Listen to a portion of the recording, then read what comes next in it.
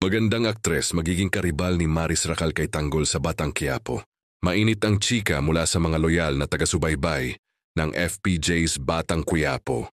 Ayon sa mga insider, may magandang aktres na papasok sa serye at siya raw ang magiging karibal ni Maris Racal sa puso ni Tanggo.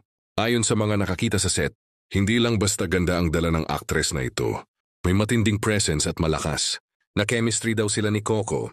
Dahilan para mas umigting ang love triangle na matagal nang binabanggit sa mga panayam.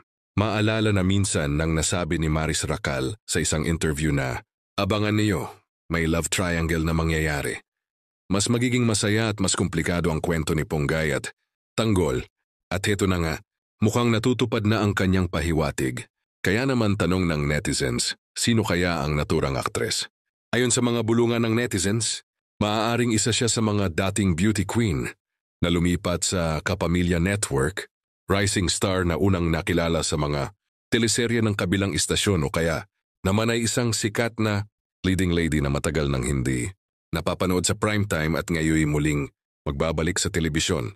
Kung totoo man ang balitang ito, siguradong mas lalong aabangan ang mga eksena ni Tanggol, Ponggay at ng bagong babae sa kanyang buhay. Tiyak na magiging mainit, masalimuot, at puno ng kilig ang mga darating na kabanata ng Batang Quiapo.